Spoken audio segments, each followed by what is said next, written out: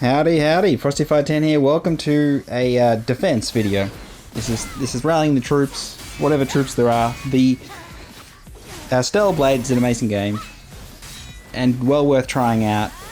And I'm showing awesome gameplay here whilst talking to you. So listen clearly. For one, Stellar Blade is not easy, particularly on the harder difficulties. You know, as you'd expect, but it's kind of like really tough. And the hitboxes are amazing, and that's kind of where when the difficulty spikes, the game feels much more like a Souls-like. But then again, it's really just an action game. But it does feel very punishing, and you will die a lot unless you're an absolute beast. But even then, on the harder difficulty, you'll still have trouble. But there are now. I do wish this particular outfit was available earlier on in the game. I do feel like so much of Stellar Blade's discussion and media is around the butt and the boobs,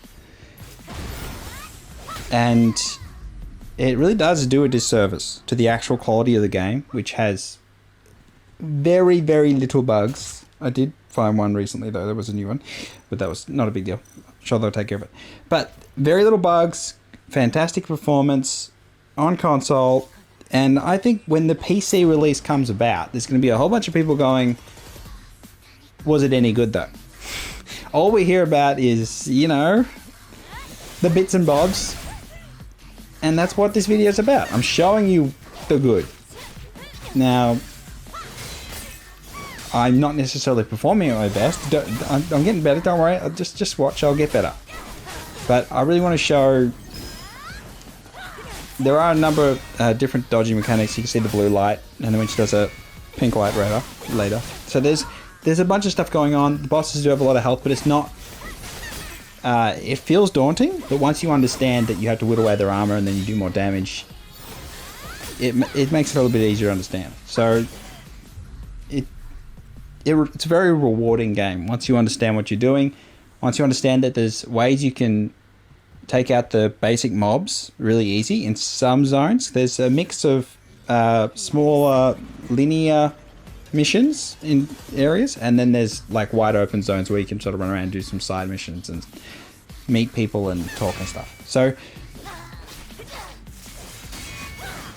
there's a lot of talk about some of the weaknesses of the game, and I think story is one where once you do New Game Plus, it sort of makes a lot more sense.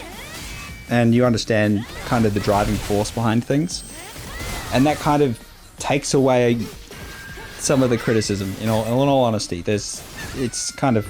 Oh, there's me dead again. And there was the pink light. Alright, we're about to lock in.